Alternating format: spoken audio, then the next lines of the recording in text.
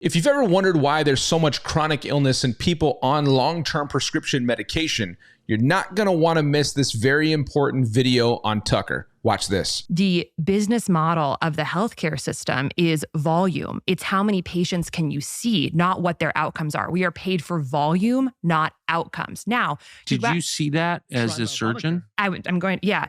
So absolutely. I mean, it's how many chart notes can you write and bill every day? That's why doctors are seeing 30 to 40 patients a day with 15 different diagnoses for each one. Obviously, you can't help that patient thrive and get healthier. All you can do is write the prescription because we are paid for volume. And the unofficial mantra of all doctors must know that. All doctors know. The unofficial mantra of private practice medicine is you eat what you kill, which means you get paid, you eat for how much volume you can do, how many surgeries you can sell, how many people you can get through in and out of your office.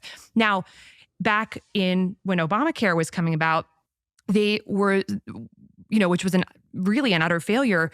There was lip service that was paid to this idea of value-based care, okay, which sounds great on paper, right? So value is good outcomes over lower cost. This sounds great. We'll get paid more as doctors if we have better outcomes over lower cost. What is the highest value intervention you can do for a patient? Get them to eat healthy. Doesn't cost a lot, has incredible outcomes universally, right? Get them to sleep, get them to exercise. We would have moved towards that. But even that was corrupted by corporate interests because how the doctor had to report on quality was through these metrics called MIPS, basically, merit-based incentive little criteria. And most of them were based on how many of their patients were medicated. So instead of a doctor having to report quality as, I have a patient who got better, who got healthier. Which we expect.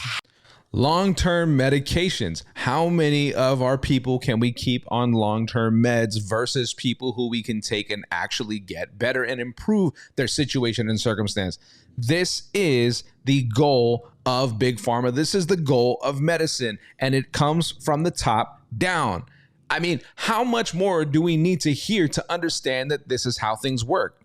Come on. How much of the patient population was on long-term medication? So the actual good outcome was defined by medication adherence in a practice rather than is the patient reversed of their disease. Every disease I talked... So it wasn't the actual outcome. It wasn't the outcome. The outcome ended up being how many of the patients took meds. So even with lip service to good outcomes, it's not a healthier cell, it's a medicated patient. Those are two different things. We did not learn that in medical school. But can I ask you, I mean, again, I don't want to get too personal, but what about the doctors that you were trained with or served under who trained you?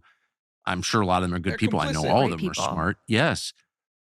The things that you're describing would be pretty easy for anyone with an IQ over 80 to notice. Right. Did they not notice this? And they're making money. What is that? There's several aspects to it. I think that because med school is funded by pharma, when I was at Stanford Medical School, we got a $3 million grant from Pfizer to revise our curriculum a $3 million grant from Pfizer.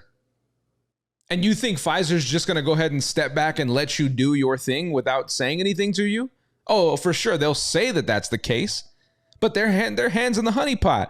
And they're going to find people within the school or within the organization or the institution that they're pumping this money into to say, hey, listen, you can shave a little bit off the top. We'll pay you a little bit on the side extra if you can make sure that this stuff goes through the way that we need it to.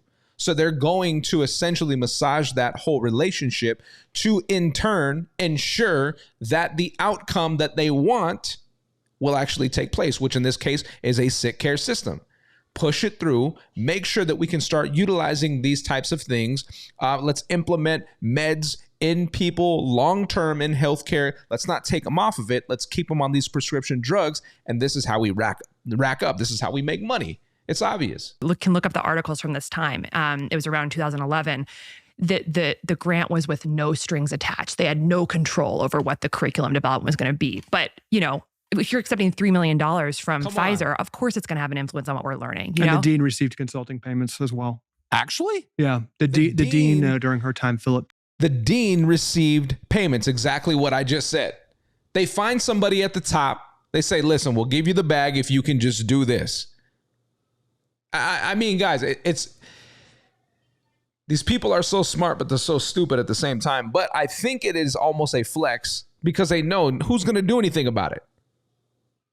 Even if we're caught red-handed, what's really going to happen? Absolutely nothing. Izo was a pain specialist. Pfizer was one of the largest opioid makers, and he received direct consulting payments from opioid makers. And that year that they received that Pfizer grant, he was appointed, which I was actually involved with. I was working for Pharma at the time, to an NIH panel to make opioid guidance with the burgeoning crisis. He selected that panel. How can you have a more prestigious person than the Dean of Stanford Med School? 9 out of the 19 people he selected were directly paid for with consulting payments from opioid companies. And that panel in 2011, 2012 recommended more relaxed opioid standards and said that the idea of addictiveness was overblown and led to an increase of the curve in opioid deaths. And, we're talking a lot about the opioid crisis right now. J.D. Vance is talking about it, which is just, destroying Appalachia and large parts of America. What people don't, I think, realize is that the majority of opioid overdose deaths started with a legal prescription. Yes, that's right. So that's how it works. So I was actually helping. It's sort of hard to hear that and not, again, one doesn't want to be judgmental. However, that seems like criminal behavior to me. Of course it is. I want to hear from you guys. Drop your comment down below and let me know what you think about this. And don't forget to click the link in my bio to take care of the health of your family through my partner, the Wellness Company, right now.